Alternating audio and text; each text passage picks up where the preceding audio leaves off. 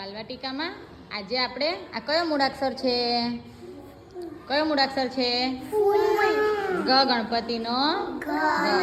તે એની ઉપર આપણે ફૂલ ગોઠવીશું. આમ સીધા આમ મૂકો.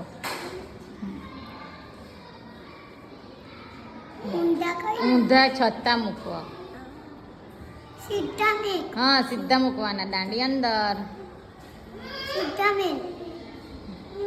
એને ઊંધા કહેવાય, આમ સીધા કહેવાય.